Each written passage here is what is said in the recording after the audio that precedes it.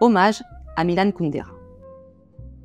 La question de l'insoutenable légèreté de l'être qui peut, dans chaque moment, se transformer en douce légèreté de l'être. Cher Milan, vous nous avez quittés le 11 juillet dernier, à l'âge de 94 ans. Sachez que votre décès m'a beaucoup attristé. Vous avez en effet partagé quelques pages de ma vie littéraire. Je vous ai admiré beaucoup. Alors, dans ce podcast pour nos lecteurs de la médiathèque du Canet, l'envie de vous rendre hommage. Votre vie commence à Brno, en 1929, à 1er avril. Vous disiez à votre ami Antonin Lim. Cela a une signification métaphysique. En 1967, comme un clin d'œil à cette date, votre premier roman a pour titre La plaisanterie. Vous avez alors presque 40 ans. La Tchécoslovaquie vit une période d'ouverture politique et artistique. Ce roman, né dans le terreau du printemps de Prague, raconte l'histoire de Ludwig, étudiant communiste qui envoie une carte postale à son ami sur laquelle il écrit une boutade. La lettre, interceptée par le pouvoir et mal interprétée, lui vaut d'être enrôlé de force dans l'armée des Noirs, les ennemis politiques. Cette histoire est comme un pied de nez au totalitarisme, ce monde où il est interdit de rire. Un livre perçu en France comme politique et engagé, mais que vous avez toujours revendiqué comme une histoire d'amour. L'humour donc, comme fil d'Ariane. Dès l'année suivante, vous publiez « Risible amour », un recueil de 7 nouvelles. Plus tard, ce sera le livre du rire et de l'oubli, avec cette question, si souvent d'actualité, avec quoi et jusqu'où peut-on plaisanter? La lutte contre les agelastes, ceux qui ne savent pas rire, les idéologistes à l'esprit sérieux, est au cœur de vos romans. Et on ne rit pas avec le totalitarisme. Nous sommes en 1968. L'invasion soviétique met fin à la liberté d'expression. En 1970, vous voilà exclu du Parti communiste. Vos livres sont retirés des librairies et bibliothèques. Vous perdez votre poste d'enseignant et vous écrivez « La vie est ailleurs », qui ressort en 1973 le prix Médicis étranger. Une rupture avec le communisme, une prémonition de votre vie future, l'exhortation à bifurquer. Votre vie, scrutée à la loupe, épiée, écoutée, vous quittez en 1975 avec votre femme Vera, la Tchécoslovaquie, avec l'autorisation de séjourner 2 ans en France. Vous voilà à Rennes, professeur d'université, puis, en 1978, à Paris. En 1979, on vous retire votre nationalité tchèque. Et en 1981, vous devenez français. Commence un aller-retour entre 2 pays, 2 langues.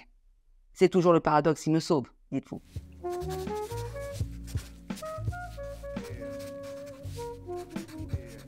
Votre prochain roman est alors presque achevé et publié en 1984 en France. C'est L'insoutenable légèreté de l'être, un immense succès littéraire qui vous confère cette notoriété qui ne vous quittera plus. On y suit les destins durant le printemps de Prague, puis l'invasion soviétique de Thomas, séduisant chirurgien, tiraillé entre son amour pour sa femme Teresa, image de la fidélité, et son désir pour Sabine, artiste libre et légère, maîtresse de Franz. Un roman d'amour qui interroge aussi sur la mort et la fin de la vieille Europe. Un roman à la signature unique, la vôtre, avec ce tempo qui n'est pas sans rappeler votre haute formation musicale, reçue de votre père. Avant de choisir le roman, vous vous êtes d'ailleurs essayé à la poésie, à la composition. Vous avez l'art d'obliger à la pause, comme pour rappeler que le roman est une prise de distance permanente. Une conception que vous exposez dans l'art du roman, paru en 1995. Vous vous demandez si ce genre est arrivé à son terme. Notre époque ne serait plus en phase avec lui. Les réponses sont trop rapides, on aurait perdu le savoir réfléchir sur nous-mêmes. Dans vos livres, vous vous inspirez de romans du XVIIIe. Cervantes et Rabelais sont pour vous les premiers à raconter la complexité de l'être humain. Et vous avez une définition toute personnelle du roman. Une forme de sagesse sur le réel. L'insoutenable légèreté de l'être sera aussi la fin de votre présence médiatique. Homme réservé est assailli par les journalistes. Une dernière interview à Libération et en 1985, vous choisissez de disparaître de la vie médiatique, de préserver votre vie privée. Votre biographie officielle, dans les éditions françaises, se résume dès lors à ces 2 phrases. Milan Kundera est né en Tchécoslovaquie. En 1975, il s'installe en France.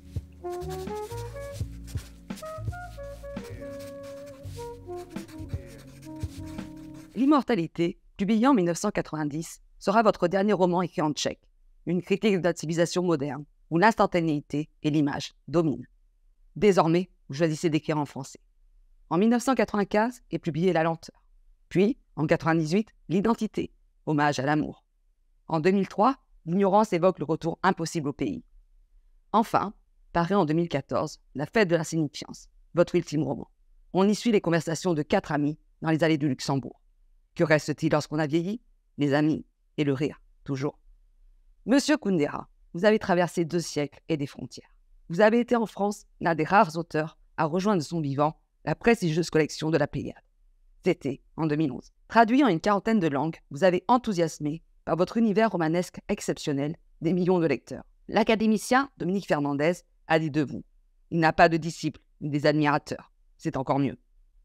Et votre œuvre fascine toujours, tout comme votre personnalité. Vous êtes désormais parti, et sachez que cela est une très mauvaise plaisanterie.